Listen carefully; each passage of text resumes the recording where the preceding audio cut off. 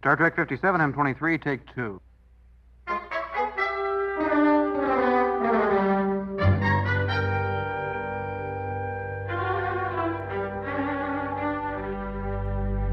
It's the It's Got Star Trek podcast.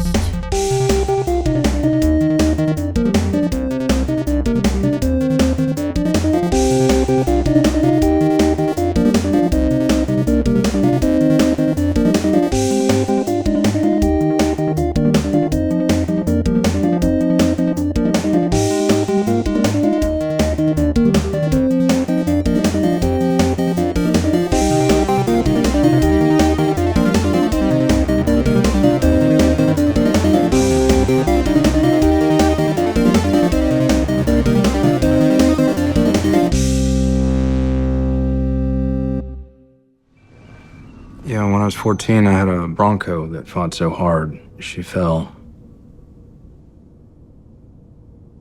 Broke a rib. Straight into her lung, and she couldn't breathe. I didn't like what I had to do, but I did it. That's the job sometimes. When the cost we pay for our missions, for our choices, comes due.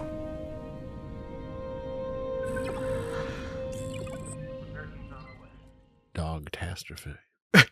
Okay, we're going to ignore that, Jesse. We're going to start the podcast. What? What are we doing? We're starting the podcast. Why? Because. You just gave me a whole thing about like how we got to start the podcast. I don't know what you're talking about. Okay. This is the beginning. Shut up.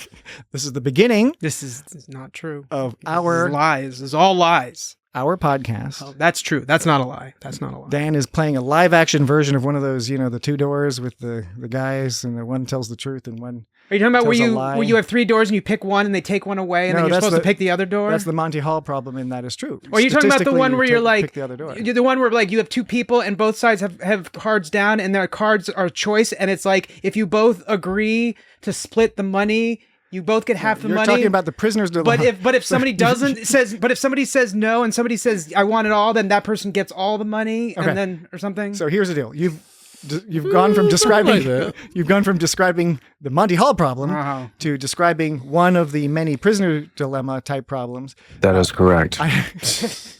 I've already explained.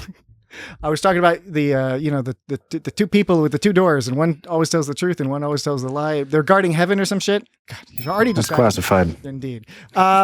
So we're gonna start the show. Last week we didn't start the show basically until 30 minutes in. Yeah. Which was fine. It was highly entertaining. Yeah. It was great, but we're not going to do that this week. This week we're going to get right into it. Right. Do it. Let's do it. Let's do it. Yeah, we do have a couple. But the why is What was that? Okay. do it. What's going on I there? had to hit too many buttons. Okay, what are those noises? do it! So we're gonna. What? Jesse said something. What did you say, Jesse? What are those noises? Oh, he just played a bunch of tapes all Yeah, over. I know. Do it. Tapes. You mean know. you mean carts? Yeah. I stuck in a cart stuck in in the cart machine Yeah. and pressed play. Yeah, I got like all these carts around me. That's old school. like an old radio station. Yeah. So welcome to the It's Got Star Trek 40 years podcast. ago. It is Sometimes we don't know what we're supposed to do until we arrive. indeed, and it is I apologize for saying indeed so much. By the way, I do apologize for that. If it happens again, I'm pre-apologizing for that. Understood. It's the It's Got Star Trek podcast. It is episode 304 of the It's Got Star Trek podcast. Wow. Yes. Does a tape come after that? Okay, there we go. Well, no, actually, no. I don't. There's nothing that really comes after Oh, that. but yeah, it's Nothing the title. comes after I got to that. say the title. So Yeah. the episode we're discussing 305 comes out. this week, the episode we're discussing this week is what is Starfleet? In accordance with the United Federation of Planets Freedom of Information Act, this documentary includes security footage that has been declassified by Starfleet Command in the spirit of transparency. I want to ask. Yes. I want to ask later. I want to ask if we think, was that an actor or was that an AI? Because it's a robot voice. I wonder if they're going to start using AIs for robot voices. I don't know. I'm not asking that now. I'm going to ask that later because It is a logical, reasonable option. we just have a couple things to go over as we start. First, sort of generically, we do like to do this from time to time. We do want to thank all the fans out there. What's going on? I'm just thanking fans. It feels like you're It's going. a good thing to think, fans. It feels like that's the most quickliest that Patrick has gone through the opening. Yeah, we're trying to get hullabaloo. to the It's thing. like in stark contrast with last week. Yeah, exactly. It's like well done. Maybe they it's- were reviews. It's reactionary, is what it is. No reviews this week. No, but it's progressive. I mean, It's reacting to last week because it was so long. You're going to be like, I'm going to go so short this I week. do think I think it's You think that's responsive. good? I'm glad you Yes, think. not reaction. I like Jesse's adjective better. I think it's because reactionary. I do think it is a reaction, but I think I'm responding. I don't think it's reactionary. There is a negative connotation to the term reactionary. Just FYI. No comment. Full stop. So, just a couple things from last week. Dan, did you want to apologize about the the pedophile song? Yes. Last week I played the song. Wow, yeah, you should have been ready for this. It was made by Got a peeny weeny song. Rupert Grint. What was it? Who was it by? It was okay. So Rolf last week Harris. I was, Rolf Harris, I was right? playing the song "Tie Me Kangaroo Down" Sport, Oh, right. which is written by Australian singer Rolf Harris. Yes. What a fun little jaunty tune that is, right? Yeah, somebody should have tied his kangaroo down. But apparently he's a what the Brits like to call, is he a nonce? Is he a nonce? Was he a nonce? A pedo? Yeah. He's, A pedo? Yeah, a nonce a is pedo. a pedo. Yeah, 4 counts. Yeah. Four yeah. counts of pedo. Was it actual horribleness or was it picture horribleness? I think it not was- not that there's any. Yeah, right. I know. What I'm not trying to differentiate. No, it's more I know. morbid curiosity. I know what you mean. It was like in 2012, and I think it was with actual people. Is that when he He's got caught? his, I think that's when he got indicted. Or now his kangaroo is totally tied down. Yep, that's true. Well, let's hope so. That's Let's when he hope so. was. That's when he was found guilty. So that is no yeah. apology. Apology for that. Didn't know that at the time. I went home to look it up. I was like, let's learn more about it. See if he's got any other That's tools exactly out there. what Dan reached out to me and he was like, dude, is there a way to edit out all the times Yeah, you I know. played Tie Me Kangaroo I was Down? like, probably, no, probably dude. not. There's No, probably dude. not a way to do that. We'll just apologize next Although- week, so that's what we're doing. He had and I also saw a YouTube clip of him on Liberace's show where he did that trick where it's like you have 3 legs, like one is a wooden leg and he yes. holds it with his hand. He does a little dance with 3 Okay. legs. And there were so many inappropriate YouTube comments about that sketch based upon His later revelation. I would never have thought. All right. Well, okay. Anyways, so we apologize sorry about that. Sorry about that, guys. Sorry. I don't have any sorry sound effects. You don't? Sorry's in a set. Well, not this episode. I mean, I got a bunch hanging around, but Okay. well, Well, how I'm sorry. that's too quiet. Sorry. Earworm. yeah. Sorry about that. There you go. That's a good one. Sorry about that. I'm keeping that one. That's Rutherford from Yeah. LD. LD. LD. That's pretty cool. Oh, I yes. put that in the I'm best ju- of, so I we was- can never hear it again. I was gonna say I'm convinced you were going to play something else, but I was wrong. Sorry about that. Okay, moving right along so we can get to the discussion of what is Starfleet. What is it, Starfleet? But first, That's a promise. we have an email. What? An email from Stephen, who left us a voicemail last week. This week, he has an email about the Sailot who ate its tail, Godspeed. where that was the episode we did indeed discuss last week. I said indeed again. It's a lot. You did it. He says, gentlemen. Wait, who is this from again? Stephen. Steven. Yes. Quads, molats. Stephen. Stephen says, gentlemen, colon, Hi. Colin. gentlemen, colon, I took the world-eating ship in the episode being the greatest hero explorers and the best minds of their time to be an allegory to current efforts to colonize Mars and become a 2-planet species. And the historical video footage looked a bit like a Blue Horizons commercial rocket company promo film. The point being that if the explorers do not have and maintain empathy, they will end badly. Fortunately, the main advocates of settling Mars now are currently oozing with this quality, so there's nothing to worry about. Sad face. I'm not entirely convinced this was the best depiction of that message. I think we discussed that a little bit, but it seems like a classic Trek motif, and it might be the explanation you were looking for, because we were a little bit confused about exactly what the point they were trying to make with these people. That's true. I think Steven's got it. It's just you gotta kind of manipulate. I mean, you gotta look through your fingers a little bit to get to that I message. mean, I think that, and I think that I is know what fingers I'm going to use. I don't even know what that means. the pinky. Oh, he means that middle the middle one, finger. the middle Jesse finger is right currently there. using middle fingers at Dan. I think Stephen He's made. employed his middle fingers at Dan. I think Stephen makes an astute observation. Have It's just deployed. that the way it was sort of put into the episode. Like it could have used some expounding. Yeah. They could have expounded on it a little Felt bit. a little but like tacked on. they couldn't really expound much on it because there wasn't much room to expound with. And they killed everybody. because it was just sort of like, they just kind of put it in the end of the episode. But I mean, I guess it fit into the episode in the sense that that's who they were facing. It's just the message at the end. Yeah, I guess that was as good a time as any to deliver that message. It's just there wasn't enough time to do what they're trying to do. It was a good episode, and it came off as maybe a little muddled and perhaps even jingoistic, but it just wasn't enough. It just wasn't enough. Maybe if it was a two-parter, it would have been better. Dan is fond of. Well, actually, no. You're fond of suggesting two-parters get stretched into whole seasons. Yeah. Wow. All right. And Stephen does add. He followed up his email to add. This may also be how Kirk learns, quote, the advanced trait of mercy that the Metrons are impressed with when he spars with the Gorn captain later in Arena, who we know is Captain Patel, who has become so gorny. I've not, and he says, I've not seen the next episode yet, so sticking to my hypothesis. Thanks, Agamus! We're talking about the next episode now! Yes. So Stephen will probably have seen it by this week. But thank you, as always, Stephen. Good points, and I think you're right. I think they did make a point to have Kirk learn an acute lesson about empathy and mercy, and that little mentorship scene with Pike that we talked about last week is it was good. It was a really good scene. Okay, we're done. We're done with all the previous stuff. Hell yeah. That is correct. We're gonna get down to brass tacks. We can get down to It's brass what I believe tacks. in too. And I will preface Preface. my comments. I don't know. Postface. It's a preface and a post butt. Okay. I haven't Epilogue. conferred with Dan or Jesse. I think me and Jesse already know what Patrick's opinion of this episode is. Yeah. Jesse and I? Yeah, that's a Jesse and I situation. Jesse Jesse and and That's I. Jesse and I situation. Me and Jesse.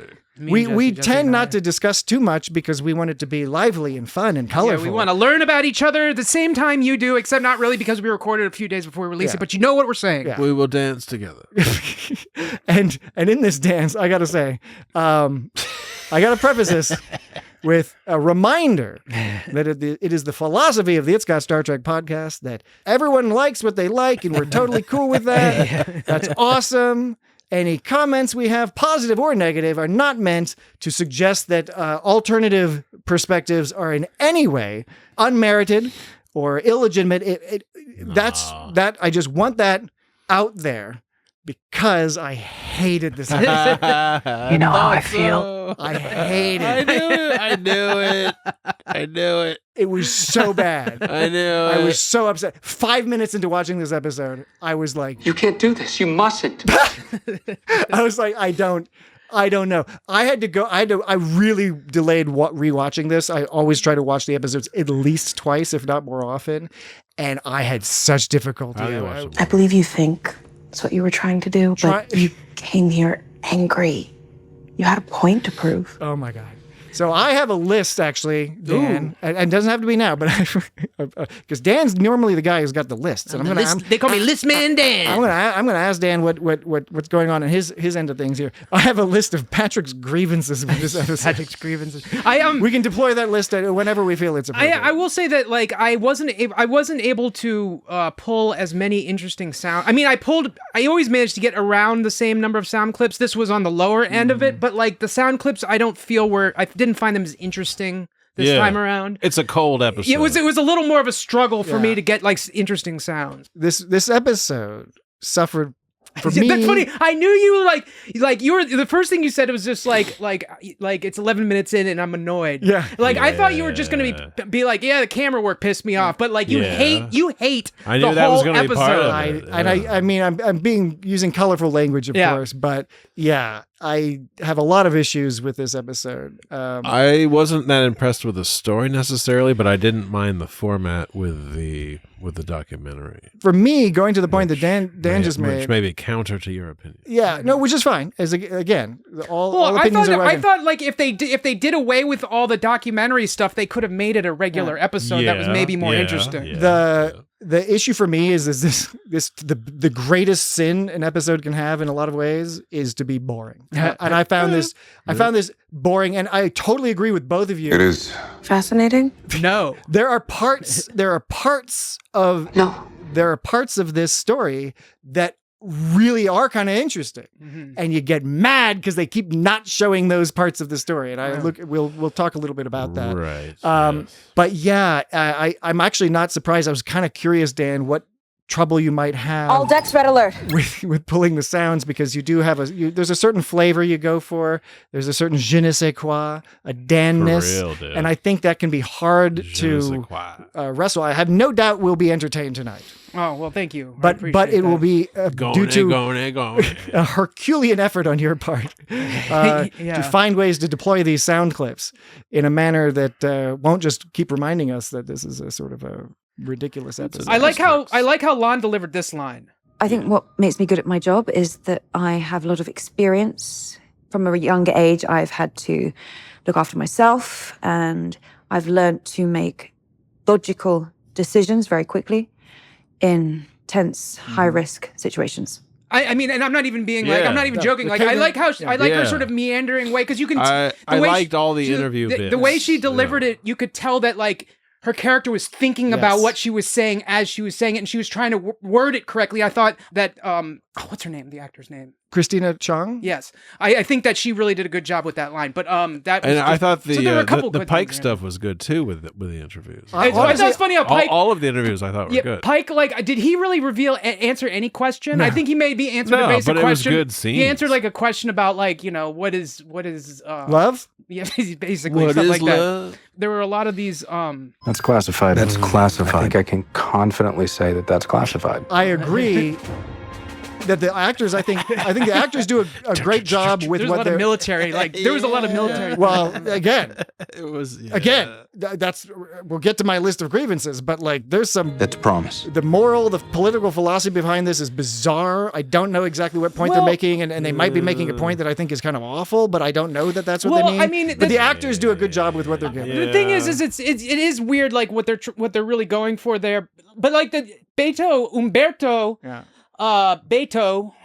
Beethoven. Wouldn't he be Berto? Wouldn't he be Berto? Yeah, you'd think, but you never something like what's Robert is called Bob. Like Margaret is Marge or sometimes Midge. That's from Simpsons, but it's true. Or Maggie. Oh, there's Peggy. There's all sorts of names. Peggy. There's all sorts of names. Yeah, what would you say was Peggy? Is what? I'm not sure which Peggy is. I don't know, but there's all sorts of names. Peggy's Margaret. I don't know Margaret. why we're talking about this. But you started it. You started it. The whole thing was that Beethoven was like trying. I can't say Beethoven without thinking of Beethoven. The whole thing was Beethoven You're a music nerd. So it was. That's hilarious. The whole thing is that you're a Western supremacist. Wait a minute. Right? Give it a second, Jesse. Let's see what he says. Let's see what he says about the plot of this episode, because maybe he is.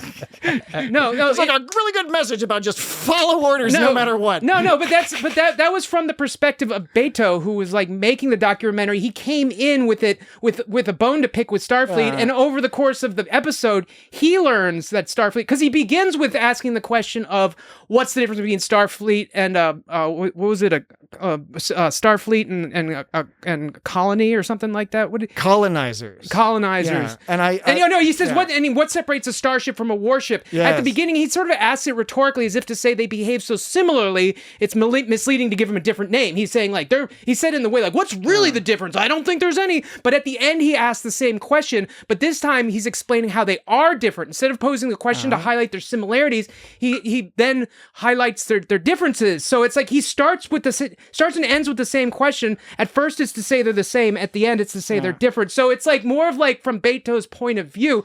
Now you could say like, why did they feel the need to have Beto express this message in the first place? Because were they watching Star Trek and being like, Star Trek seems a lot of really militaristic and like colonization focused and blah blah blah. Like, well, where did the idea come from? Ranks. Where did they get the idea to have Beto have that point of view from the start? Is what I'm wondering. I didn't buy this motivation that was sort of the horror exposition where she's like, you were just mad because your sister was injured, and so you decided that like all of a sudden that shifted your political beliefs. That was a weak to being suspicious that the Federation might be a sort of an expansionist empire, which we've discussed before. Like the Federation does a bunch of like weird shit. It's an analog for US or NATO or whatever, and not all those decisions are necessarily good decisions. Like on Deep Space Nine, like just like, oh yes, let's just trade trade land with the Cardassians because it's convenient to not worry about the people there. Or That's our mission. the whole, DS9 played with this in such interesting ways with the Maquis that you're sympathetic for. You don't necessarily agree all the time, but you're sympathetic for them, and all sorts of other stuff there, gray area type stuff. This it was cumbersome. It seemed like the message they were sending was that if you have doubts about what Starfleet says, don't worry about it. Just hang out and have fun. And like in the end, they're good, and you're like an asshole if you disagree with that. And 30,000. I mean, the message at the end was like this sort of the resolution at the end was a little weird. How they've got this giant moth that flies into the sun. It's a touching moment. And it's pretty. It could have been. It could have. That's the part of the story that's kind of interesting. What is Jesse? What are you laughing about? The moth that flies into the sun. yeah, that's what they like that It's shit. hilarious. I'm with Jesse now. I had not thought of it in that way, But now I think it's funny. And I so thought it was more like a squid or something. those it was more moth-like. It was more. it did have tentacle things, but so it was, that was like a nice emotional moment that could have been made more emotional. I think it was, I think they laid it a little thick with like the you're supposed to feel this way kind of thing. But people staring at the screen. Yeah, but it was kind of an interesting introspective moment, I guess. But then it was sort of like then it switched to it's like it's us. We have fun together. We do things. It's this moth flew in the sun. Now here's this ham we cooked up, and now we're eating this ham. We're all like laughing and shit. Meanwhile, people are dying on some planet. This moth has been tortured. It's dead. These aliens its are killing babies are each all other. alone. And it couldn't help me feel hypocritical about like meat because I eat meat. I started thinking it's like, well, we can't, the old thing about like, well, we're sad because this big beautiful moth flew into the sun, but like, fuck this dumb delicious ham pig. We're gonna eat this thing. Why didn't he? They could have eaten that moth. They could have ate that moth. Yeah, they could have ate the moth. Now, would it have been okay if they ate the moth? Yeah, exactly. Why didn't they? That's all. That's actually in many Star Trek plots. That's like an alternate way to resolve the plot. Can we just eat the thing? It's a terrible, awful mistake. But regardless of the question of like, what's okay to like, what a life is okay to appreciate and what life is okay to eat. It was just a weird that I was like, where are you going with this? It was weird. It was weird that they sort of like followed up the death of this moth as a sad moment, and then this cooked pig as like a happy moment, and it just for me like the timing was weird that they sort of placed them one after the other as if to say like the juxtaposition of like a good time. This moth's dying sad, this delicious ham pig wonderful and makes it all better. Well, absolutely, that's how it always goes. Yeah. So it's worth noting that one thing that we talked about this last week, but I think in a couple other episodes this season too, where there's been confusion as to sort of what the point is, even in some episodes that we've very much enjoyed. And I don't mean confusion as like, oh, it's so stupid. I just mean it's not quite clear. I do think it's brave right. that you ask all these questions. Yeah, indeed. It's not quite coherent. And again, this episode, all the stuff, the concept of an alien race is in some battle, and they've figured out that they can genetically or shock whatever they're doing. I guess they use machinery. I like it. It's a neural dampener. Yeah. So like instead of like inertial dampener, it's a neural dampener. Which at first I thought they just loaded it full of benzos, but apparently it's just. And in which case then they had a neural amplifier later. Well, that's got to just be like a bunch of cocaine speed, moth speed. But it turns out cocaine. But it turns out the neural dampener is just a shock collar, which makes me think, well, what's the opposite of a shock collar that would bring like what would be a neural amplifier that's the opposite like a of a dopamine drip or something? Well, MDMA. No, that would be if the neural dampener was a benzo. Molly. If neural dampener was a benzo, then it would be another drug to make it amplified. But if the dampener is a shock collar, what's the opposite of that to make you amplified? Like pat on the butt, maybe? Like a neural pat on the butt? Hand jobber. Something like that. A moth jobber. Yeah, that's a neural amplifier. I don't know. This little kernel of a story of the morals of being tricked by a group of people who have tortured a beast into doing their bidding, a beautiful beast. Yeah, and man, then that's sort sick, of like expanding that story to me would be really interesting. Totally. But it was distracting because they had this conceit of the documentary, and so here's my problems. I'll list some of my. And then there was a weird. grievances. There was a weird part in the middle where Beto got kicked off the bridge, and they were like, "This footage has become declassified." Which is kind of just like, okay. But you say weird, I say it was stupid. And again, I don't like insulting people, and like normally I make a big deal about like, different people, hard, blah blah. They just almost every decision made in this episode, the production of this episode, You can choose to shut us out for that, or you can accept it. was, I think, a bad decision. And one of those things was that this whole conceit with the documentary, Mr. Sneezy, there's Mr. Sneezy. Sneasel Jesse. Oh, there's some fallout there. Oh, Jesse, wipe your face. Yeah. I have one. We should get Jesse like a handkerchief. Face. And it's got Star Trek. Hey, let's sell It's Got Star Trek themed handkerchiefs. Handkerchiefs? Yeah. Oh my. Okay. There's your ASMR for the win right there. No. So Can I have like a picture of No. me? yeah, it'll be a Like picture the of you. Prolapse Danas. No, just with a sneezy face. You really think this will work? Prolapse Danas is a real old school. That's an old school. It's Got Star Trek deep cut. You know how I feel. But the conceit of doing it as a documentary, it was aggravating to me for a few reasons. First of all, as I've said before, I do like when Star Trek does something different, when they're like, we're gonna approach this in a different way. And I often like it, even if I don't end up liking the episode, or if they don't quite do it well, I'm like, okay, cool. But they tried to do something and either it worked or it didn't work. I like the musical, for example. Some people didn't, but I was like, that's awesome that they do that. The puppets thing that's coming up in the 4th season, apparently, I'm into that. I we'll see how it goes, but I whatever it is, that's cool. This is not new or an original, because tons of shows have done the episode where they're like, it's a documentary crew. So the difference between this and like The Office or something like that is that The Office, I don't think the conceit was that they were always on camera in The Office. It was kind of like a loose conceit that they had, because it was like sometimes it was very obvious that the camera crew was there, and I guess sort of like Fourth Wally. Yeah, and I guess the camera crew was always supposed to be there in The Office, but In there were times principle. it didn't. But she didn't really think about it. They definitely made it more seem like no, everything you're watching is from the point of view of a documentary camera, and at times it felt a little bit cumbersome. But it's good you mentioned The Office, because the thing is, so many shows did this. The X-Files did this with X-Cops. I'm pretty sure ER did it. Battlestar Galactica had a version of this. I mean, really, tons of shows have done this. This is an old school idea. And the problem is, first of all, it's often boring when the show does it. It's trouble for everyone. It sometimes is good. X-Cops that's a problematic episode in some ways, but it is kind of fun. I don't recommend it. But this is not an original idea. It's actually a really kind of trite and boring idea to be like, let's do a documentary style. Now, here's the problem. We'll get it done. The added problem is, okay, you're going to do documentary style? Okay. Well, let's not make it look like a piece of shit student documentary that was like edited by fucking lunatics. And I'm sorry. It was, I thought this was. Maybe that's what that guy I thought the was. camera work was poor quality, making it like, oh, it's all shaky and stuff. The security camera shit drove me fucking nuts. And again, I apologize.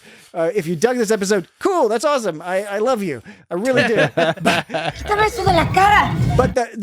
they were like, oh, let's do it in 16:9 instead of our regular aspect ratio. Okay. And then let's everything is filmed in the exact same cinematic. They didn't change the quality of the film, except with some like weird, like clear, like Adobe Premiere overlays. Did you just think basically the gimmick was too distracting to enjoy? Is that why you hated it? No, Did you yes. think it was like the story was boring, but whatever? But what really riles your ire, if that's a saying, I don't know. Yes, It is that's a good one. But we can make it one. Yeah, That's a new one. It's on the red. You took the words right out of my fucking mouth, Jesse. I was just thinking that. I was just about to say it, I but I couldn't stole it. say it. But I'm Jesse so said, sorry. "No, you're That's not." Dan's No, don't be. famous quote. What's your saying, Dan? It's on the rad. Yeah, and I'm uncomfortable with that, but everyone in the audience seems to like that. Jesse, don't be sorry. We're simpatico, man. Yeah, that can go on you took the words right out of my mouth. that can go on the handkerchief. Jesse proves that should come back. I'm gonna put my boogers on. Yeah, that too. I mean, you guys were always into that. I'm the one who had trouble with that. So like, okay, boring episode doesn't Boring conceit. Wait. Let me just so Done poorly. Wait, so if it's just a boring episode, it doesn't piss you off. You're just kind of like, eh. But but it was the actual gimmick and the conceit is what riled your ire. Maybe. I mean, I do find boring episodes upsetting because it's a waste of time. Yes, but that's not going to make you say, I hate this episode. A lot of the stuff I just wasn't a big fan of. Like even a lot of the interview stuff, which I like the acting. It's a difference between like watching like, okay, I think Insurrection's kind of boring. Star Trek Insurrection, I think it's kind of boring. Yeah. But that's not what you don't like about Nemesis. Nemesis actually pisses you off. Yeah, I think Nemesis is a poorly made movie. Yeah, and I think this is a poorly made. So that's what I mean. episode. There's a difference between boring and something that's poorly made. Boring, yes, it pisses you off because it wastes your time. But if it's poorly made, you're just like, Wurr! Yeah, that's a fair way to animate. I mean, this is again. I wish we had video because Dan's acting all this out. So far, I'm not surprised. I'm sorry, what? I'm not at all surprised by Patrick's opinion. This is what I figured he would say. I thought he was just going to be really pissed about... I knew he was going to be pretty much not into this. I thought it was just a camera work. I'm not trying to be an asshole. I'm not trying to be a know-it-all. I know it all. Hey, Dan, I know what he's going to do. He's not trying to be none of those things. Oh, hey. I figured the camera work was what was going to really piss you off the most, but there was a lot of things. Yeah, I figured that would be part of it. That was a small part of it. A few more. We might get some of those when we get back. But I also don't want to squelch other people's thoughts. So when we get back from this break, people do die. We will continue to discuss what is Starfleet. Yeah. Be right back. Dismissed. Oh, shit.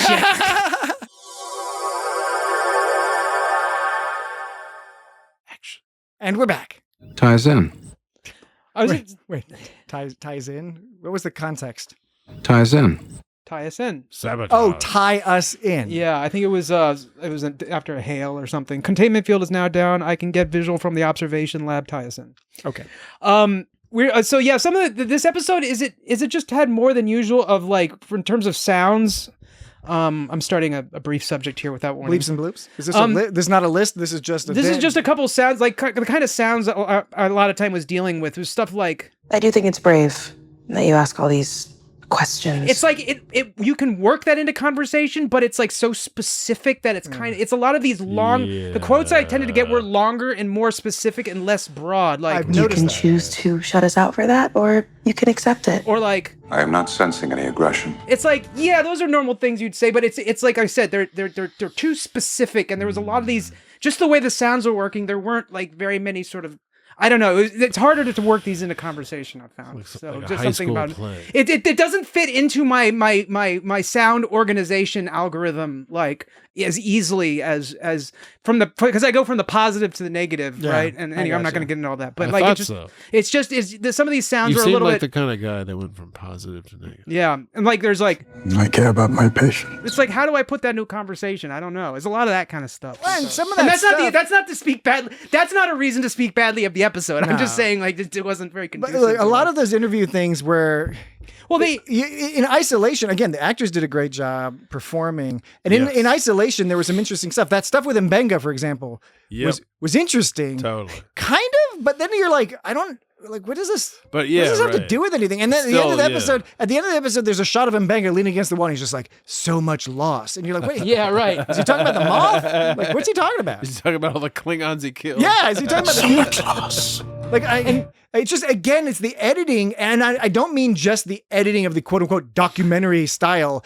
I think it almost is like there's stuff missing. I don't know if there's like a whole thread or something that they just edited out of this. What? But or just made to look like that. That whole conversation was like very self-incriminating. He's because he goes, Pedro goes, have you ever been ordered by Starfleet to kill anyone? And then he just goes, instead of saying like, I don't remember, I don't know. He was like, I'll defend myself, but it's not the function of my current job. And then he's like, have you scrubbed the surveillance logs from sickbay? And he just stares. Yeah, I know. Where did that come from? And he just stares at the camera and goes, I cannot recall. And then he stares at the camera for another 2 seconds and goes, I cannot recall. It's like why did you repeat it? That means you definitely can recall. Exactly. It's like okay, if somebody asks you if you did something shady and you don't know, you don't like pause for a minute and then be like, I don't know. Mega's always doing something shady. You don't go like, I don't know. I don't know if I did answer Well, that, he was hiding his daughter and Stacy. what you do is you answer just like, I don't really remember, or something like that. I'm not saying that's how you say it, but you know what I'm saying? Like when you repeat the fucking line after looking sort of like off, giving a 1,000-yard stare off into space, like that means you do recall, and it was you did it. Absolutely. So It means you did it. Again, so it's confusing as to the point they're trying to make. And maybe if there was some other plot line, and who knows, maybe there was and this was not included somehow or whatever, the implication there was that Beto had done some investigation or something, right? A lot of these interviews sort of had that. Yeah. But it was... Maybe he just did like a internet search. Well, yeah, they don't have internet, as we know, in Star Trek. Whatever they had. Yeah. They have like consoles that you like subscribe to. Console net. Oh no, that was past tense.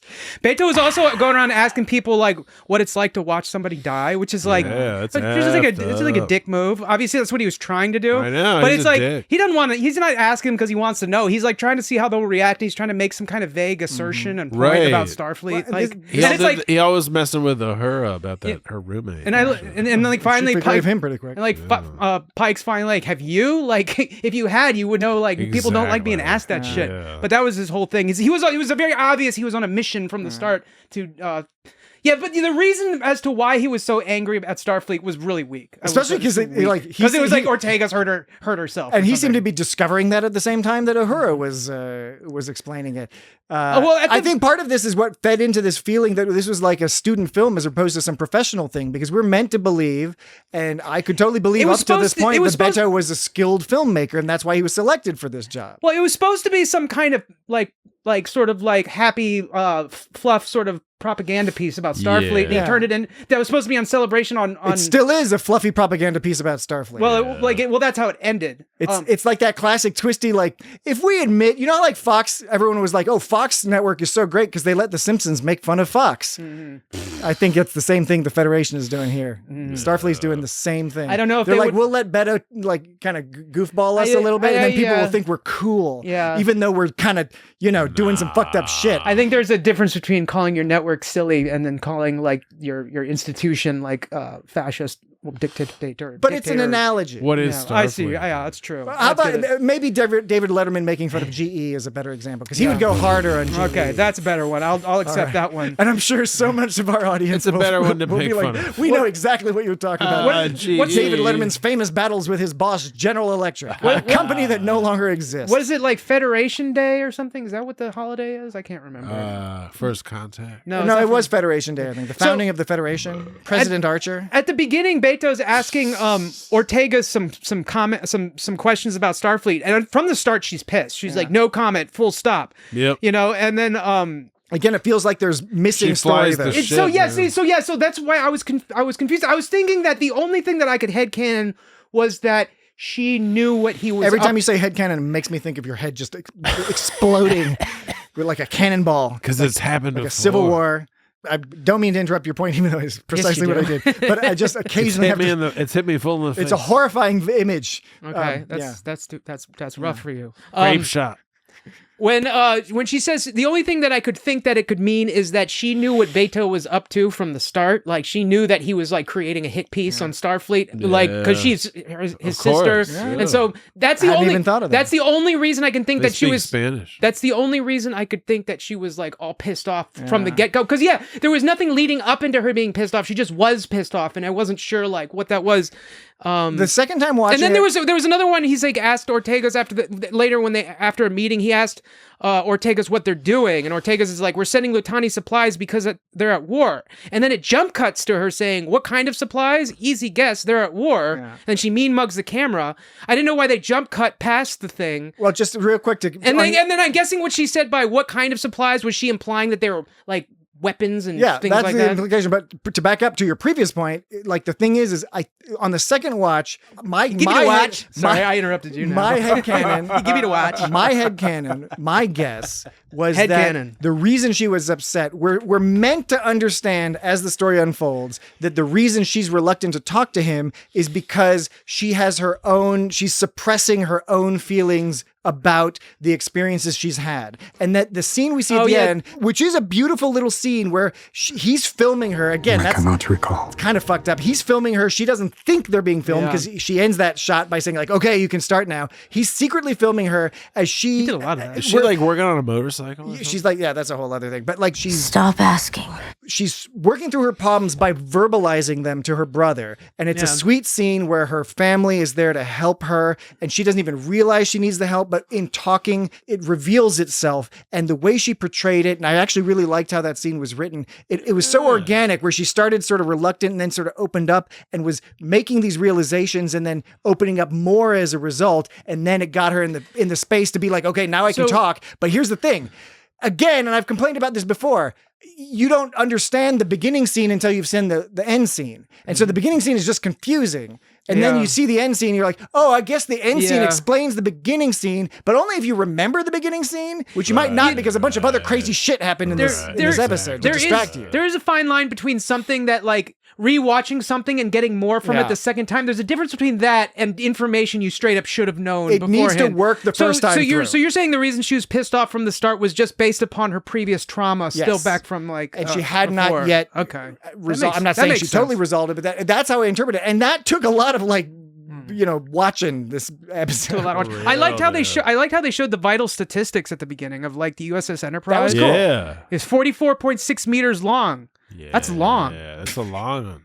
But again, that's over a football field. No, it's not. That's not a football field. That's less than half a foot. It's not that long, actually. Wait. No, how many? What'd you say it was? 44.6 meters. That's less. Like 400 feet. That's like less than half of a football. That's not 400 feet. That's like more like 100. Was it 400 meters? 44. 4 times 3 is 120. 4 times 3 I was is told 16, there would be no math. 36. It's like 130. It's like 140 feet, I think. It's it's less than you half. And your numbers. It's less than half of a football field. Originally I was thinking it was something else. So it's not that long, actually. You know what? That seems kind of short, that it's only like half a football field. It's got to be more than half. They really pack them in, though. Yeah, it's more than half a football field. How long is the Enterprise? Star Trek. Not the actual like aircraft. Okay, so according to the AI overview, which is basing this on something else, it says it's 642 meters. Meters? Well, it depends on which Enterprise you're talking about, because there's the Enterprise D. Enterprise D's nuts. Enterprise D, and I've got all the Enterprise listed on Notepad++. Just give me a minute. I just need to go check. I just need to go check my notes. Dan's all about them links. Hey, Dan. Right now, my Linux box what is are you down. Doing? Hey, Jesse. Hey, Jesse. Hey, Jesse. Hey, what are you doing? What are you doing? He's my number one dog. The overlays you talk about, Dan, I like the concept. I like some of the information, presuming it's correct. I did not like the actual overlays. I thought they looked cheesy. The shot of the Enterprise looked cool. Yeah. But I don't know. All of that stuff kind of it came across as some I don't know, TikTok filter or some shit. The AI, Google AI, I'm just saying right now. Talking about the old Gemini. This is Gemini. I'm just Gemini. For full disclosure, claims that the original TOS Enterprise is saying 947 feet long. That seems 290 meters. Yeah. Okay, that sounds more reasonable. More reasonable than that. I swear it said 40. I used to know all this shit. It's left my brain. It's in one of them, unless I wrote it down wrong, but I don't think I did. I think they said that the Enterprise was 44.6 meters long. That's no way. No way. No way, Maybe dude. when you're older. No, I understand it was kind of cheesy. Like, it was cheesy at the beginning when they had the little disclaimer. It was cheesy when they pulled the redacted footage. It was cheesy when they I still like when they bring up statistics. It's fun. Yeah. That's still good. I'm with you like, there. okay, I like words. Okay, Yep. it's Constitution class heavy cruiser. I love absolutely, dude. It's a heavy cruiser. I love when they talk about heavy cruisers in space. It's like, a heavy cruiser. That probably gets so many dice roll. Like when you're rolling dice, it probably gets like 20 dice roll. More, 20. Maybe even 20. Maybe 6. If it's a D6. Maybe 6. The Constitution class has such a delicious belly. I think Strange New Worlds has a great depiction of this ship. I really love it. My favorite still is Star Trek 2, Star Trek 3. Star Trek 6, the Enterprise A, because those really showed the weight and the heft of that big round belly. And then the later ships drifted away from that. It said it was listing its weaponry: 6 phaser banks, 2 photon torpedo tubes, and a hull deflector shield. Is this still the Gemini AI? No, this is back to the episode. My fault. Yeah. But apparently the number of hand phasers and phaser rifles and supplementary ordnance like goo bombs and such, those are like classified. Yep. I think that just means they didn't want to make a guess at a number, so they were just like, it's classified. Well, and when that conversation, remember that conversation that he was spying, because he did a lot of spying on people. We've established. Yeah. When Pike was talking to like Starfleet Command, the command, he was hanging in the back. The command was like redacted. You didn't hear what. Yeah, it was like. Blah, blah, blah, blah. Yeah, but instead at the bottom is like redacted. Like, why wasn't Pike's redacted? Yeah, because you can totally through context clues understand what was being said. I mean, it was done for dramatic effect, obviously, but it's like, why would they only redact half of a conversation? Again, it doesn't work. If you're trying to do documentary style, make it look like a real documentary. This guy's like hiding in the shadows, and then occasionally his narration, like there's just occasional narration. He's a sneak. And it's not like it's like he's sitting behind the camera. He's like, oh, buddy. He's a sneak. Space is filled with wonders. It's a space both sneak. colonized. And it was so cheesy. Both impose your laws and doctrines on others. I wonders. My friend. That character Destroy my friend. That character was capable of being more than a cheesy, half thought out narration. I just thought again, any individual thing here doesn't aggravate me as much, but when you put it all together, it's just sort of a. Put it all together. A little bit of a frustrating, a little bit of a distracting. Bring back Shuttle to Ken Forey again. I remember because we were talking about this recently, and we were talking about the whole hat on a hat situation, the finding zombies, but then also having Klingons like going after Mbenga, and it's like. I guess the reason they shoved all that stuff together is they've been trying to give us paint this background picture of Mbenga this whole season. Yep. Even if it doesn't really fit into the episode, like is what happened to Shuttle Ken Forey. Like they wanted to make sure we're learning about they were using, and that's what happened in this episode when they were talking about this guy's a badass. They were talking about he's asymmetric warfare, codenamed the Ghost, which means he goes and kills people. And that just means that means the Ghost. Cheesy. It's a cheesy nickname. Again, I'm sorry, but it's such a cheesy. The reason they could have came up with the Ghost. Ghost. Well, I'm trying to say, of course, it's the Ghost. Well, what I'm saying is the Ghost. To me, what that means is he's like another one of those soldiers that comes in and kills someone, and then he leaves before anyone knows what happens. They're like, oh, it must have been the Ghost. You know, just good at not getting caught. Yeah, like that. There's always like some kind of character like that who like people are just chilling, and then some guy comes up and slits someone's throat, and he disappears, and no one sees it. Right. Anyway, but like that's what I think. Asymmetrical, baby. But I think that's in Shuttle to Ken Forey where they had him. That plot just to reveal info about him, they inserted into this episode too about like his sort of like. So they've been shoving this into the episode, which I like the attempt at trying to give us some color and flavor as the episodes go on, and we learn about this guy like through these happenstance situations. But it doesn't always fit well. And I have to presume. I have to, mind you. You don't. You do. I'm compelled to. Let's see. My gosh. Our job is to bring light. I'm compelled. Bring warmth. Bring life to wherever we go. I'm compelled to assume that a lot of what they're setting up here is intended to position the character of Mbenga to be demoted at some point, because in TOS, spoiler alert, Mbenga's a character on TOS, and he's well liked, beloved, well respected, but he's no longer the chief medical officer. Right. And there's got to be some reason why he either resigns from that position or is removed from that position. And maybe it's because he does this documentary and seems to admit to some shady he says, business. I don't remember, in like the most shadiest, sketchiest, non-believable way. I'm a doctor. I was a field surgeon. I'm a doctor. I was a field surgeon. I mean, I just love seeing him on screen because he's just, the character's interesting. He's great. But yeah, when it feels kind of forced in, and I'm like, I don't understand exactly how this is supposed to connect to whatever point they're making. It's a lot of the things in this episode seemed like we were supposed to totally understand. But so it looks like someone's got a case of the Spose. I think it's it's a student film and it's silly. You didn't actually spoil anything by saying that thing about Mbenga not being in TOS. That wasn't a real spoiler. Why was it not a real? Just because it's so old? Well, it's because it's like that's just incidental part of TOS. It's not like it was a thing in TOS that the character of Mbenga not being the head of It's not like it was a thing then. Yeah. But it's a spoiler if people didn't know. Yeah, but like it came earlier chronologically, so I think it's not technically a spoiler. Arguably, I could feel bad about it. I don't, but I because I'm sensitive to spoilers. I don't, Yeah, but I'm just saying, like, if it happens, if it's based on something that, like, M'Benga had nothing. There was no part of M'Benga in TOS. I mean, he was in M'Benga. The character of M'Benga shows up in TOS, but he wasn't. But like, he wasn't like. Yeah, he's not like in that role. Like, there was no watching TOS. There's no reason to think that he was at one point. Yes, that thing. So that's a good point. And it happened chronologically way before the. Yeah. Whatever, man. Yeah. I appreciate the effort. The thing is Chikaru. That's the deal with SNW, with Strange New Worlds. SNW. Some people call it SNW. Those people use too many syllables to say something that would be shorter if they just said the Boy. words. But boy. Ent.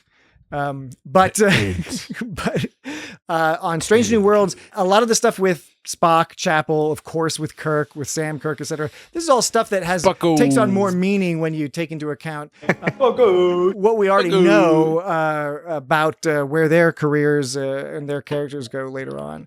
But anyway, again, I don't mean to like just harp on endlessly about this business. But sure you do. But yeah, we've already gone over some of my list of grievances. I did mean to ask you, Dan, do you have any special segments, any lists, any duty or no duties? There is a list of grievances. There's a duty or no duty, and I have like a few lists. Only a couple, maybe. I mean, we don't. I wasn't planning on doing all of them. Some of them, really, me doing lists during episode was incidental. It came from I actually make lists for my own note purposes, and so not all these lists are made for prime time. But I have a list called Jikaru. I have a list called Beto's Mini Mission. Jikaru is the moth, right? Right. The space. Chikaru. Yeah.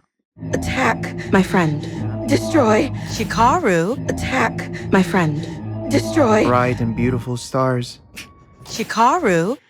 All right, why don't you list Chikaru. List the rest of the list. So there's Beto's Mini Mission. Okay. There's one that's called Crew, which is less interesting. That's more just stuff like Is that about rowing crew? Like No. Stroke. Yeah. No. Stroke. No. It was just some basic things from like the interviews, not that terribly interesting. All right. And then there was That's Classified, which is just like the different things that were asked, and Pike said That's Classified too, which was three or four different things. All right. So you want to start with the old Mothman business? Yeah, the Chikaru. So these are just some things about the Jikaru. The Jikaru's evolved physiology allows it to act as a supercharged magnetosphere using energized particles for propulsion. Okay. So it can move like that.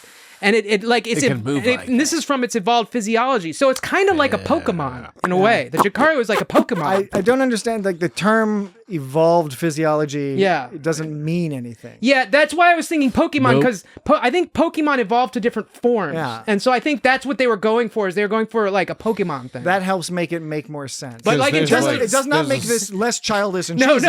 There's a Squirtle. In terms of like scientific stuff, no. But in terms There's of a Pikachu. but if you do it if you do it in relation to science, it makes less sense. If you do it in relation to Pokemon, it makes much more sense. Yeah. So that's how it propels itself. It acts as a supercharged magnetosphere. Number two, it has like these giant tentacles, which made Jesse think it was some kind of squid monster thing. Those tentacles were cool. I thought all the Jikaru effects were really awesome. I really liked like the when Jikaru. it came out of the water. Anytime Good. something giant comes out of the ocean, I'm just like, what? Yeah. Fuck yeah! It came out of the ocean and went into space. Yeah, it was awesome. Some of those are great effects. I thought it was really cool. And you were talking, Dan, last week there about were some cool sounds on it. Was too. it last week you were talking about the why is it shaky cam in right. When it doesn't make sense.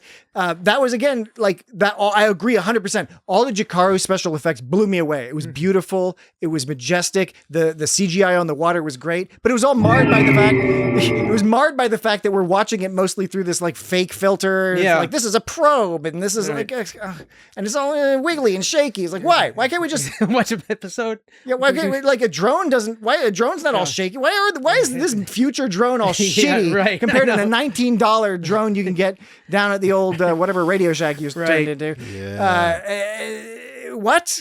It's Radio Shack. What? Intellectually, it's confusing. Is there a Radio Shack? No, they're all gone. No, they're gone. When you're using film language, you have to pick the syntax. It has to have proper syntax, proper vocabulary, proper syntax, and they're not doing that here. That's poor filmmaking. It's confusing. What are we supposed to think? This is like some. It's not like a documentary somebody would make today. It's like a documentary somebody would make in 2001 or something with the early capture, like DV like tape or some shit like that. It's what I believe in too. All right. Well, maybe those drones were like new, and so he was making it fly all around because he was taking advantage of all the cool effects or something. Okay. I don't know. I'm talking it's shit. a student film. Bullshit. All right, sorry. Continue your list. I like this Jacaro noise. It was a combination of Jacaro and other noises. So violent.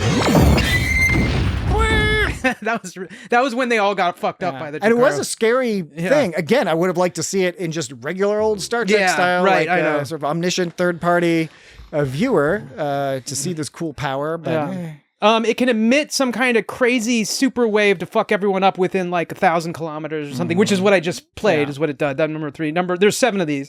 Number 4, it can emit a randomized electromagnetic field so they can't lock on. This is interesting, I think, actually. It can emit... And convenient for the plot. It can... Yeah. You're right. It is. Possibly more convenient than it is interesting. But nonetheless, I liked how they said it. It can emit a randomized electromagnetic field, so they can't lock on with a tractor beam or a transporter. They randomize the electromagnetic field so they can't get a lock. Randomize it. You can't lock on to something that's randomized. Well, you could try, baby.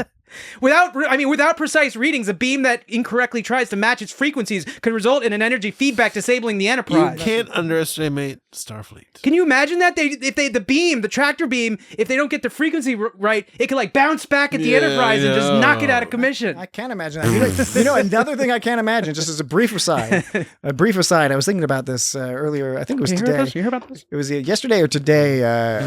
Admiral Funnest Frontier on... Why are you saying it like Faunest? No, Funnest. I know, but you're saying it like Faunest. Faunest? Faunest. Hooked on phonics. Let me tell you, there's this guy named Admiral Joe Funnest Frontier, and he is on Blue Sky. He's... What's a Jakaru? Very well-known social media account. Just say it. And we love him, and he frequently retweets our stuff. Or my friend. Reposts. Anyway, he was in a conversation about what speed people listen to podcasts at. And he was saying that his preference is generally to listen at 2x speed. A lot of people do that. They listen to 1.5 or 2x.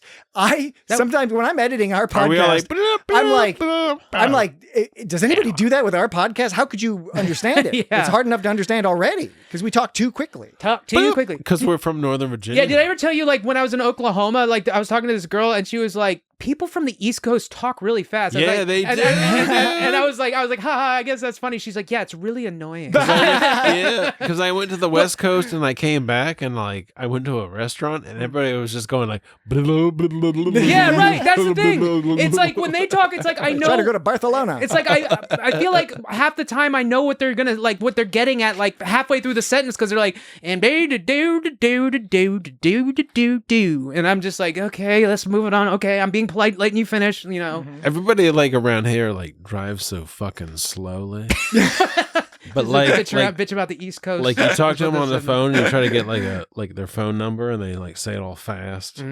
So they drive too slow, but they talk too fast. You're right. All right. People do die. Dan, is there anything on your list you can squeeze in yes. a minute and a half, and then we'll continue on the other side of the break? 5. Its autonomic systems can manipulate. Its autonomic systems. Don't stress out because we can talk about this. What was my point? After the break. It's automatic. It's an onomatopoeia. You can't do this. You mustn't. Rock me, Amadeus. Its autonomic systems can manipulate and distribute energy. Okay, I'm not entirely I don't know what sure that how to means. interpret it. It does sound neat, though. But it's something. It sounds neat. It does sound neat. I like it. In order for the torpedoes to affect it, but they only had 3 torpedoes left. Don't they have like a bajillion torpedoes? But they were like, we only have like 3. That was this episode, right? Yeah, Anyway, that was this episode. in order for the torpedoes to affect it with its neurodampening capabilities, because they apparently attached neurodampening capabilities to their torpedoes, it can't do it by piercing the skin. That's because the photon torpedoes can't pierce. It cannot penetrate the Jikaru skin. Isn't that interesting? It's tough. Yeah. The dampener has to reach a precise depth near its cerebral cortex. Mm-hmm. I know. It couldn't just shoot. Yeah, right. You know, Jesse knows what I'm saying. Jesse knows. I mean, you know what? Not only does Jesse know, I know as well. You know as well. I know so as well. there's. Here's what we're gonna do. We're gonna save that last point because there was a 7-point list, right? Okay. Yeah. All right, we're gonna save this last point. Save it. We're gonna take a break because we need to take a break. The time says we need to take a break. I think Jesse definitely needs to take a break. You ever seen somebody die? So when we get back, we will conclude our discussion of what is Starfleet. Be right back. Turn that damn thing off.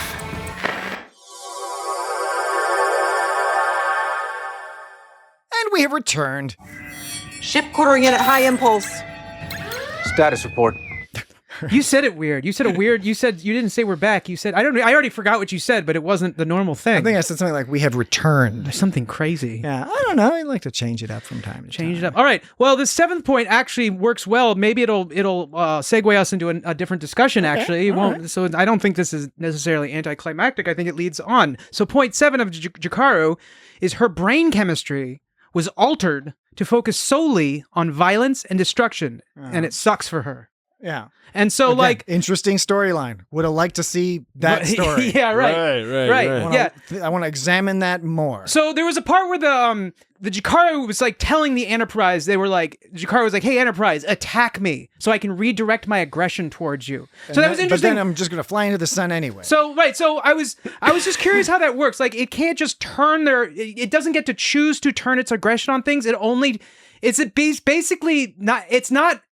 doesn't have much choice in what it does. It's basically, like, to use that word again, reactionary. It's just reacting to different things, and it's kind of out of its control, but it's still living in its brain. Like, it can't just turn its attention from the Lutani ship over to the Enterprise and follow it into the sun. They have to. What if it's responsive to it? They have to fire. What they're saying is they have to fire on the Jikaru first. Like, the Jikaru is straight up like, fire on me so I can attack you. And my question is, well, why don't you just attack them? And it has to do with, I guess, like that sort of the shit that Lutani fucked with them with, that it can't just make those decisions by itself, I guess. Yeah. But at the same time, it can make the decision to fly into the sun. So I was confused about the logic. That would be a more interesting thing to examine. That sort of setup and. Right. There were some things there that, like, see, that there were parts of this episode that, like, I think could have been just a good normal episode. But there was a lot of that stuff that was focusing around the documentary stuff that was kind of like extraneous and distracting. Yeah. And then again, not sure exactly what point they were trying to make. I didn't hate the episode. I didn't hate it. I respect that you hate it, Patrick. I had problems. And I respect that. And I respect you I feel. knew that he was going to not like it. Yeah. And I respect that you feel confident enough to state such an opinion. Well, which has never been a question in my mind, but I'm just saying, like, I'm not trying to downplay what you're saying because I understand what you're saying. I didn't hate it though. I use the term hate for fun. We're on a podcast. Yeah, but you have a strong negative emotion towards it. I did, and I feel bad about that. My general philosophy is that the more you can enjoy in life, the better. Food, entertainment, music, whatever. Now, that doesn't mean you're forced to enjoy everything. I certainly do not, as evidenced by tonight's discussion. Evidence! But yeah, it can be frustrating when, again, there's bits and pieces here that are kind of interesting, and I would have liked to see more. And I just thought it was frustratingly poorly executed, which in this day and age is part of the annoying thing because they have done so much other stuff that's really creative. And again, not always. It doesn't always land, and it can be controversial. And the episode we'll talk about next week, there's a lot of people have some serious issues with that episode. A lot of people really liked it, but this just. I don't know. It just didn't work. Didn't work for me. Okay, but you had some other lists. You were very defensive about the lists. And I don't think I was defensive at all. No. Actually, you're right. That was an inappropriate and incorrect adjective. I would say you were somewhat equivocal about the lists. That is correct. Wait, I was equivocal. In other words, you were trying to convey to us that you were not confident that they were all worth going through. Yes. So that it is a logical, reasonable option. When we get to the point where I'm like, do the list anyway, goddammit. Yeah. You made it clear to the audience that any boredom that may result is not your fault. It is indeed, if anybody's, it's mine. I think sometimes it's necessary for the greater good. So would you like to pick one of those other lists? Sure. Well, there's Beto's Meanie Mission. That's a 12-point list. That's kind of long, actually. I don't know. Meanie Mission. You could go through it really quick. Okay. You want to experiment that way? Okay, let's experiment. Let's zip through this. All right, Jesse, let him do his magic. I'm gonna keep my mouth shut. Beto, I mean, you guys can talk if you want. Jesse, we can talk, but we're light. Yeah, light talk. Light talk. So Beto's Meanie Mission. So at first he starts off with number 1. What's separate? This is basically like Beto's like being like Starfleet sucks, and how it's obvious he's got this point of view from the very start. From the start, he goes number 1. What separates Federation from an empire? He's A, both colonize, B, both impose laws and doctrines on others. Okay, Beto's got a mission. Number 2. Are they explorers as they claim or soldiers as they appear? Beto's on a mission. Number 3, they call their vessels starships. What distinguishes them from warships? That could have arguably gone in with point 2. Well. No. But number 4. Arguably. Arguably. I like that you separated them. Personally, No. Personally, I like that you distinguished. I think there was a nuanced enough distinction between those 2 points. Why, thank you. Yeah. What does God need with a starship? Have confidence for me when I don't. For myself. 4, what does God need with a starship? Yeah. I think I have that There somewhere. is no God. I think I got distracted. God. I mean, that's one of the... Star Trek 5 has brilliance. Star Trek 5 is an example of like, yeah, there's a lot of flaws. There's some goofy shit in there, but there are so many important pieces come out of that. Listen to our podcast. Well, that's a great... Yeah, it's a 2-part podcast on Star Trek 5. 2 parts. Did we do Final Frontier? Wait, did we do sounds back then? Yes, that was a more recent... It's more recent, baby. Yeah. What does God need with a starship?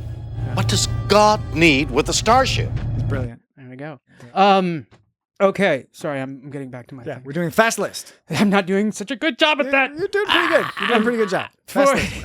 We're already on item 4. Yeah, that's pretty good. He's quizzing the crew as to why they need weapons. Ortegas pretty much sums it up. It's stupid to go out in the unknown without some form of protection. Yeah. I'm glad they shut that one down from the start. It seems like an ignorant question. And I'm like a peaceful guy, but yeah, I mean, in the context, again, feeds into this idea that this is a student film. The universe is a dangerous place. You don't like wander into the fucking mountains without a mountain lion sword or something, you know?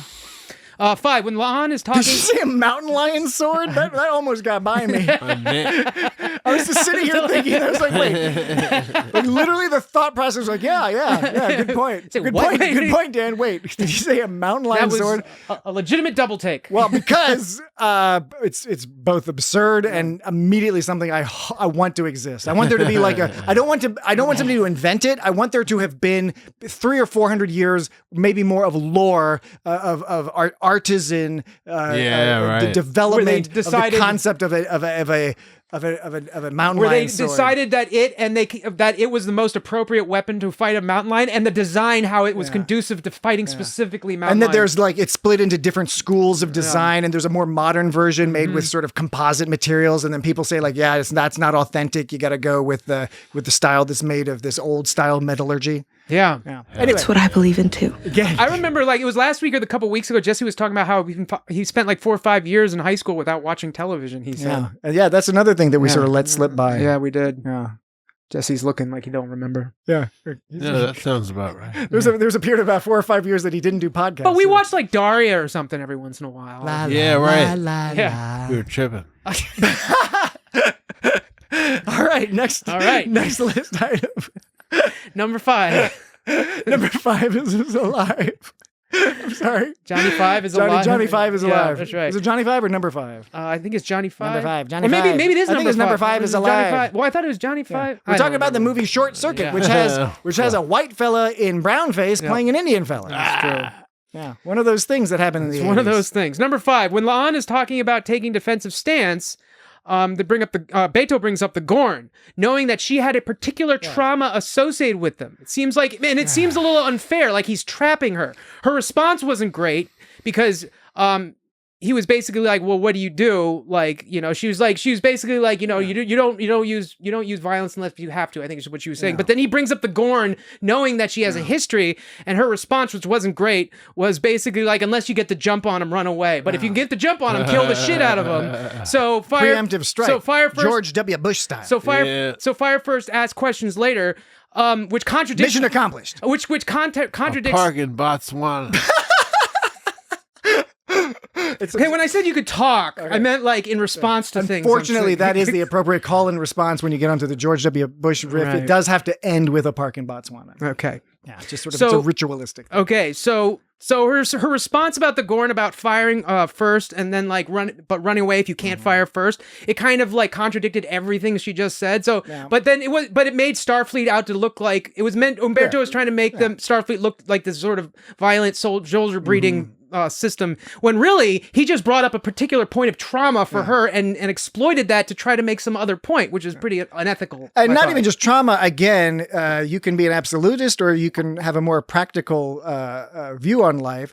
La'an tends to have a more practical view, and you could easily interpret what she's saying as simply like, yeah, there are different enemies and you deal with them differently, right? Discovery has a whole thing called the Vulcan hello. It's like the entire, there's a big point in like where the Vulcans are like with certain cultures, you just got to be like right up in there. Like with the Klingons, you know, that's the kind of thing. So it's a tactic, and they're transmuting it into some sort of moral point that again is not really well presented. Yeah. Well, it gave it a little extra English, the fact that she did have something associated, because he knew what her response was going to be. Yeah, but like, right. but 100%. But yeah. All right. What's the number are we on? 6. Beto is all grilling Uhura as to why they're transporting it through a war zone, and he does so all accusingly. It apparently never occurred to Uhura why, because she was just like, that's outside of my orders. Yeah. But she looked all surprised by the question. I'll say another thing. I did not appreciate that this kind of made some of our officers, and I understand Uhura is a more junior officer. This is earlier in her career, but it's just like it never occurred to make the point. They kind of make her look a little, naive. Naive is a good word, and naive in a way that I don't buy with her at her level of career and the experiences that she's had already. Number 7, Beto is quizzing M'Benga on seeing death, being like, "Have you seen someone die?" He did that with a lot of people. Then he reveals his M'Benga's Beto reveals M'Benga's background as a super commando when M'Benga was being all dodgy. But which, like with La'an, it's not really fair. He's trying to draw a connection, implying that like he was, I don't know, hired as a doctor because of his history as a super warfighter. I don't know what the point. What was the point? It was just really incidental that he was involved with the Klingon War. Like you're a doctor, and then occasionally they send you off to like murder people. Right? Yeah. Right. I mean, that sounds kind of cool. That'd be a cool story. Yeah. And then Starfleet, I guess, has ordered him to kill, but not in his current position. Yeah. Like the one doesn't have anything to do with the other, but he's like trying to draw a connection. During the Klingon War, he did a lot of killing. He was the ghost. Oh boy, here I go killing again. Oh, jeez. Number 8, he follows his interview with M'Benga up with with M'Benga's warfighting stats. So he just follows to drive the point home. And then he goes, "Have you ever scrubbed the surveillance logs from sickbay?" And I brought that up earlier. By the way, when he makes it very obvious that he has by saying, "I can't recall" twice. Yeah, but by the way, did you say by the way? And then I said by the way? I think you said it first. All right. I'll say by the by. I'll say, I was going to say that. God damn it. Got to it quicker. Okay. Do it. Ooh, let's do it. Okay, let's do it. Hey, that's cool. Hey, play those. Okay, let's do it. Play the other one. Oh, Jesus. Wait. Okay. Do it.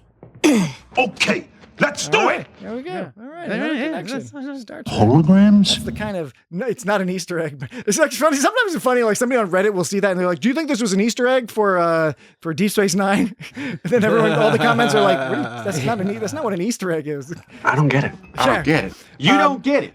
I don't get it. The whole redacted business also was hilarious to me because yes, you're right. They're like, look, they're gonna show his stats and make him look like a crazy maniac. But like it was like kills redacted. Yeah, that looks sinister. What if you unredacted it, FOIA request, and it's like, yeah, he killed like 3 people. Yeah, right. 0, 2, 1. Yeah, right. Yeah, it's redacted. We don't know. It's You redacted. don't know. It It's looks all redacted. sinister. Oh, it's Right. redacted. It's not redacted because the number was so high. It's redacted because it's a private Yeah, right. Like, why would they be giving you Right. like this kind of But information? that was Beto's mission, I guess, is to fuck him over. Propaganda. He had his own propaganda at work. Okay. 9. He talked. This Number was nine, This number was nine. supposed to be a Starfleet propaganda piece, and he was making it the other way. I told you. They're doing the Fox Letterman gambit. Right. You give them a little rope and you make them like what Paramount's doing with South Park. They're like, see, We are good. We are a good company Oh, because geez. It's in your house, and Jim's house, and Marvin's house. Look at your old savings and loan. In this movie, I kill myself. Each and every one. Yes, go for it. Okay, number 9. Number 9.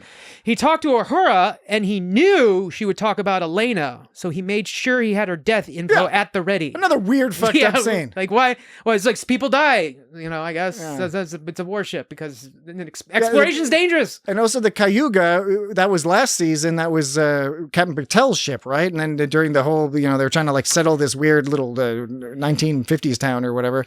And the ship got attacked by the Gorn because the Gorn decided it was in their territory. So terrible experience. But weirdly played in this episode. Incidentally, the actor who plays Patel was in the show I watched recently called Scorfino. Her name is something. Is it Melanie Scorfino? I think it's Melanie Scrofano. I'm interested in what show this is because I quite enjoy her as an actor. I think she's very good. It's Melanie Scrofano. It's a show called Revival.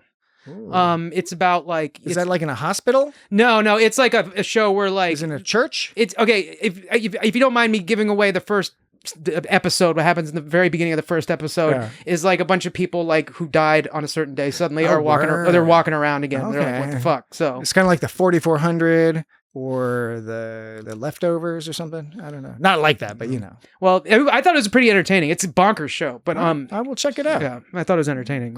It's fucking weird. I respect your suggestion. Thanks. They often excite me. Like that. I think you suggested Bodkin to me, and I really enjoyed it. And don't worry, Dan, I'm not going to mention anything about the Bodkin recorder. I don't know what you're talking about. Yeah, long time listeners will know what I'm talking about, but I'm not going to mention that. So I'm super right, Mike, as opposed to often wrong soon. Yeah, it would be better if you could work your name into it. Yeah, some Dan's. The only thing that rhymes with Dan is man. No, there's other things. Pan, Ran. Yeah. Tan. LAN. That's pretty good. Local area network. Yeah. For people of a certain age. They don't make those anymore. I mean, sure they do. No, I mean they don't. The fucking video games they sell. Oh, I see what they you mean. could add like local area network support. It'd be amazing if they did that with racing games. But now instead of adding local area network support for racing games, they have them require a server, and then eventually they shut the server down and force you to buy the new one because nobody owns anything anymore. Yeah, and so like I'm sure they do it on purpose, but like it used to be able to it was like no brainer. You but like a game that can play like 10 people, you give it LAN ability, but they don't do that anymore. Yeah, because they can't. Heretic or Hexen. Remember Hexen? Remember Descent? Descent was great. That was crazy. I was watching like a video yesterday. It was like 90s DOS games or PC games, and Descent came up. I was like, man, that's good. Turned my brain upside down because like it was like Doom except in space future, and you could go in every direction. Like it was fantastic. It was crazy. Yeah, that was cool. Number 10. In his narration, he's editorializing through inflection that them transporting the Jakaro is not what an exploratory vessel should be doing. Also, what he says is the Enterprise is following Starfleet's orders and transporting what they know is a weapon, the Jakaro. So that's he's kind of like, yeah. I mean, 100%. 100%. You were gonna say something? No, I think you covered it. Okay. Number 11, he asked La'an, and later we find out retroactively he asked Pike, and some other couple people. Probably implies he asks everyone what it feels like to kill somebody. We talked about this. It seems like one of those questions like you wouldn't ask someone. It's a cheesy question. Yeah. to elicit an emotional response. It's like you wouldn't ask them that unless you knew that they probably killed someone, because you're not interested in the answer. You just want to fuck with them, you know? Like when La'an, when he asked La'an and she just she just shook her head. I couldn't tell. I thought that was a good reaction because I couldn't tell if she was like shaking her head because she was like, that's a fucked up question, or if it just threw her through a loop and she was like thinking about the time she killed herself and killed herself? No, I'm sorry. I didn't mean to say that. When she shook her head after he asked that, I didn't know if she was shaking her head because she was pissed off at him about the question, or if she was more, it made her remember all the times that she was killing people. I think it would have been hilarious if La'an was just like, what are you talking about? I never killed anybody. But I thought that was a pretty good, that was a good response she gave. Number 12 in the final. He asked Uhura, quote unquote, privately, until she found out, how Starfleet can bring a weapon of war to a distant planet, which is actually a fair question. Then he's like, nobody wants to do this, so why are they doing it? Then he goes, it feels like the actions of a colonizer who takes, and that's when Uhura gets pissed. That's kind of like, he's not beating around the bush anymore. It's like, this is just and part of what annoyed me about this is that, purposefully or otherwise, again, I'm not clear, his use of the term colonizer, it seems like the show is making fun of the concept of that as an insult because it's being misused here, right? They're talking about like, okay, they're doing some military stuff, maybe shady, maybe not, whatever. But like, that's not really talking about the colonizer, like this is used in today's sort of political discourse, and is using a trendy term now, and is sort of misusing it. And I think, undervaluing the argument made by people who know the arguments better, who put together better arguments, can use that term in a way that makes sense, and at least from certain perspectives could be valid. This seemed to be like purposefully undermining that idea that that's a problem. I don't know if that's what they meant, but when you combine it with some of the other things at the end, it really kind of seems like they're saying like anybody who claims about empires and colonizers is just like a whiny young guy, right? An incel or some shit who's bitter about something he can't control in his life. And like, you should just follow orders and trust that whatever we say is right. Now, look, I know that's not really what they're saying. It kind of just comes off that way, I think. Near the end, they showed a picture of what we assume was Ortega's Beto and their mom. Do you think that was one of those situations where they actually got like baby pictures from him? Like those are actually those kids. I always wonder that it was cute. I was always wondering when in movies and shows when they show like the character and he's like, this is me as a baby, or this is me at 5 years old. Look at me, I'm so cute and happy as a kid. Now I'm so miserable. But like, I always wonder like, is that really them? Because they probably do that a lot where they're like, bring in a baby picture and we'll make it. I like the picture, and it's a little anachronistic given that it wasn't like on a screen or something, which is very common for us today. We have those little screens and stuff. They're called phones. I wasn't like super excited by the whole fixing or whatever motorcycle or whatever it was. I like the idea, but why does it have to be like a 1990s motorcycle? Well, we always know it's always Star Trek's always got to be like. No, but they don't always. Sometimes they have them working on some future Star Trek. But it's the same idea. But I mean, it's the same thing. Like when they go back in time, it's always in the 20th. Well, it was always in the 20th century. I mean, sometimes it's the 1800s or whatever. I just don't. I just want to see them go back to dinosaur times once. Why can't they do that? That's right. Like, why not? Why not? There are a number of other times they can go back to. But I get bored of it, right? It's just bored to see like, that's what happened with Palia, like was it the last episode where she was showing all her neat like 80s phone gear and stuff? Bored of a fun bunch of that, but except like some of it I liked because the telephone stuff became useful. It was a little weird that she had so many telephones. She had so many specifically 80s things. I like the video game stuff. She's talked about like she was on Earth in the 80s. She does other stuff, right? Pelia is not just like on Earth the whole time. She was on Earth a lot and then she goes to other places, and also again, it was more fun. This is just the motorcycle thing. It wasn't that interesting. Right. Like maybe do something else. You like put together some like Da Vinci stuff or whatever. I just something Da Vinci stuff. Yeah, it can be like older. Like why isn't she like? Oh, you mean like his inventions, his weird flappy machines, or like have her do some like blacksmithing or something. Blacksmithing. I don't know. Just like. The whole like I'm getting all greasy and oily and I'm working through my mental issues by working on a carburetor is cool. It's trite. Again, along with lots of other things in this episode. Yes. My perspective. Quite. Yes. Quite. So what's the deal with the backstory on some of these characters? I guess Uhura's family died. Do we know what do we know about Uhura's family? That was explained early on in season 1. I think it was a shuttle accident. And then so apparently, and I think they were all like coming to visit her. It was something horrible. Man. It was something like one of those terrible, tragic things that informed her backstory. And Starfleet helped her because her family died. It gave her a family or something. I think she was on a potentially bad path. Found Starfleet. Found good path to become useful in life. And then so Ortegas's mom died, apparently. We don't know much about that. Similar backstory. Similar backstory. Starfleet allowed them to manage somehow. But then, on the other hand, without Starfleet, La'an was like, I'd be dead. Mm-hmm. So there's that. And Spock loves Starfleet because it just lets him be himself. Because like he was saying, like in Vulcan, having a human side is like problematic, is detrimental. And actually, on the one hand, you could say that's like dickish of the Vulcans to be like that. But on the other hand, it kind of makes sense because like the problem with Vulcans is they can't handle emotions, because if they do allow themselves to have emotions, crazy, terrible shit happens. Oh. And like that's one of the human strengths is like their emotion, their ability to manage their emotions and use it effectively, right? So I can say like, I guess you could ask the question: is a human side of being part human?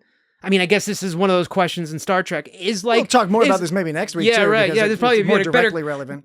Better question for next week. But like on the one hand, it makes sense. Like to have something that embraces emotion is going to be tricky for something that like has problems with emotion. But on the other hand, maybe it helps them manage more. But yeah, that's probably more of a question. Well, and again, I think the idea is that Vulcan is often portrayed, at least through the story of Spock, as being not accepting, not open, and that's generally portrayed as a problem, whereas the humans are in our Starfleet world are portrayed as much more accepting, and that's great. That's a great message. We're not there yet, and I don't know. Sometimes Star Trek can be a little bit essentialist, and again, more of that comes up next week. But that applies a little bit here in this, again, the documentary interview style. Oh, that's what La'an said. She was saying the goal the goal to having weapons is to not have to use them. Yeah. That's what she said, which is like the same philosophy that I think they had at Junri Taekwondo. Yeah. Nobody bothers me. Yeah, you're supposed to have the weapons. So you know, don't use my mother-in-law knew Junri. Really? Yeah. At Junri, they use might for right. Yes. How did your mom know Junri? No, not my mom. My mother-in-law. Oh, your mother-in-law. How did? Oh, okay. Just Korean associations. Well, when I went to Junri, it was in Annandale, near where the Juvenile Toys used to be, which is now something entirely different. Juvenile Toys? Was that a store? Yeah, it was a toy store. It's called Juvenile Toys. Yeah, that's where I got my Game Boy and Super Mario Brothers 3. That's amazing. Yeah. Anyway, that was a little bit of sort of personal anecdotes to endear us to the audience. Okay, Spock cutting himself in the caves. He's talking about how he's trying to cut the human side out of him, which is kind of like, I mean, kids think of fucked up and intense story. Yeah, how do you figure out which part of you is human when you're physically cutting yourself? I think that's sort of part and parcel. Yeah, of the horror he just wanted to hurt himself. But like, I was reading something on Reddit, and like, someone on Reddit I can't remember who was saying Sarek was saying something about like Spock's always disappearing off into the caves or whatever, and so they were saying that this might have been a reference to that, as he was disappearing off into caves to go cut himself. Apparently, well, because we see some stuff happen in Yesteryear on TAS, and then I think I can't remember if it was maybe on TNG. Sarek was maybe mentioning, I don't know, at some point. Oh, and a small issue I had was when Lon was doing that shooting gallery where she was shooting those robots. Looked super cool, but where do they get all these robots? And it sounds expensive to like have to train like that, because it's like you're blowing up all these expensive robots just for 5 minutes of training. They can't have a holodeck because it takes up too much power and makes the ship go crazy. Yeah, and people can do holograms. And then the ship can go ape shit. Right. So yeah, I don't know. It just seems like it seems like they didn't have to use whole robots for that. They could have used like floating targets or something.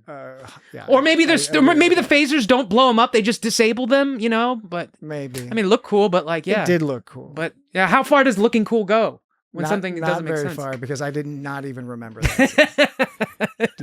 That's how interested you were. I know. I'm sorry. Don't apologize for having your opinion. No. I'm not apologizing for the military opinion. Marching beat. They were doing a lot of that. Yeah, well, some of the music was pretty cool. I liked how Pike didn't want to deal with any of this documentary bullshit in this episode. Absolutely, and that was funny. And also, the music at the end was almost like Vangelis style, like Blade Runner or something. When the moth was going into the sun, and there were some like twinklies and dinklies. Yeah, there was some twinklies. There was some cool things there.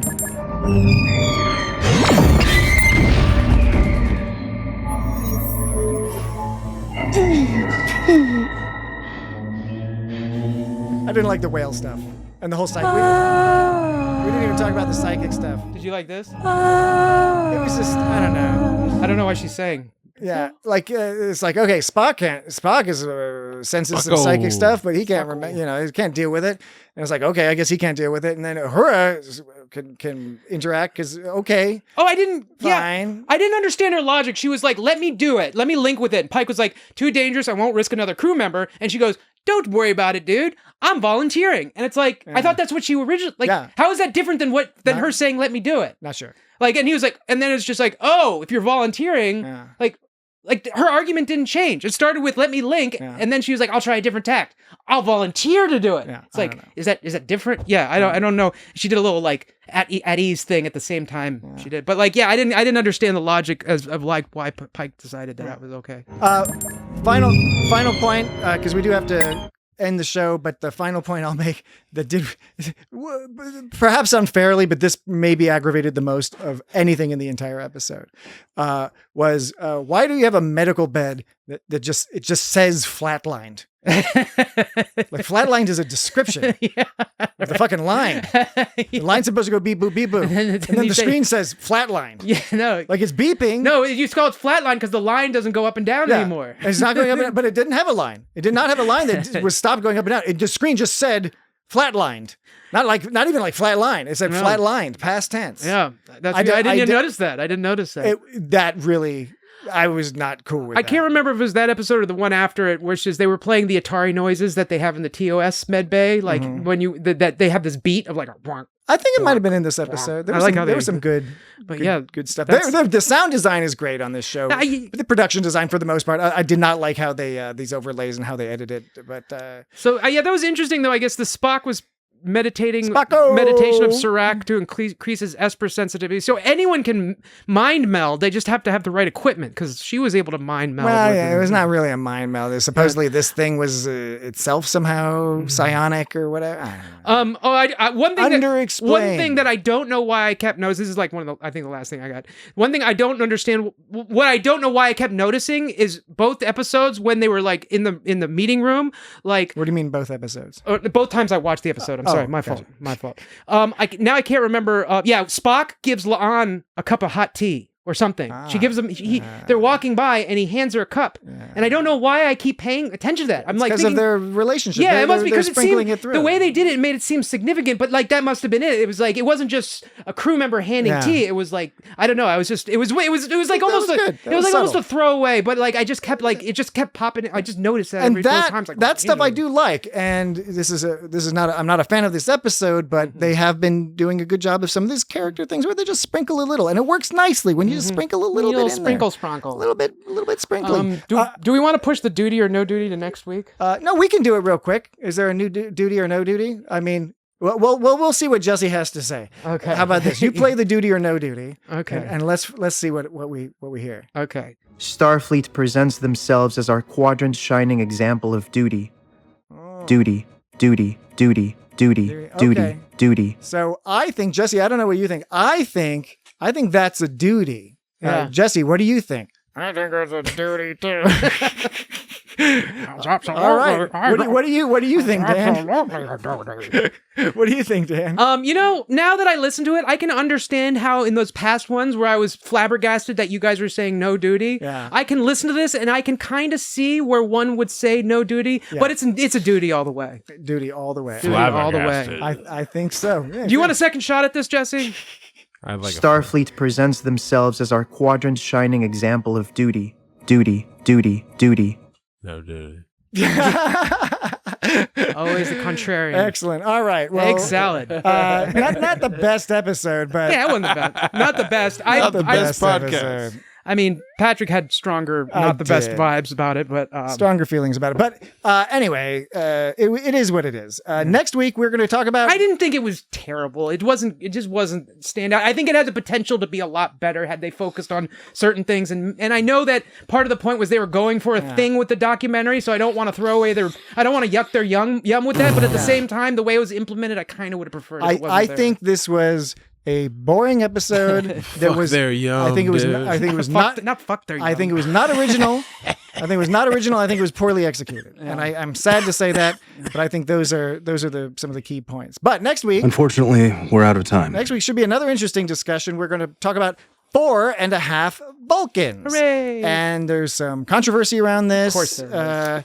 Not And 3.5 Vulcans. And I think Four. there'll be an interesting Don't close your discussion. But anyway, we'll talk about that next week. And, Keep it vague.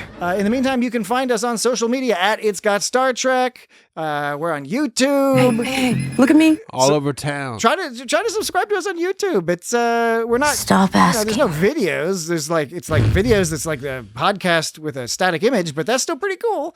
What is the creature doing? And it makes us feel nice when People we have more, like it the best. when we have more subscribers. Yeah, a lot of people I care about my patient. listen via that. And our website, of course, is www.itsgotstartrek.com. Shikaru. And our Patreon is patreon.com/itsgotstartrek. We're Shikaru. making it easy for you Check it out. on all these metrics. So, What does it feel like to kill somebody? well, we might find out between now and next week. So, we wish you Wait all a minute. the What best. the fuck? I'm going to find out. That was Cryptic? Yeah, it was. We'll find out. Come back next week. to Next find out. week, Stan won't be here. What was Patrick Shit. talking about? Oh man. Will we all come back? Oh Who man, knows? are you serious? All right. With that, we'll say goodbye. Enterprise out.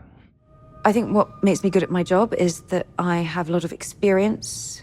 From a younger age, I've had to look after myself, and I've learned to make logical decisions very quickly in tense, high-risk situations. What does it feel like to kill somebody?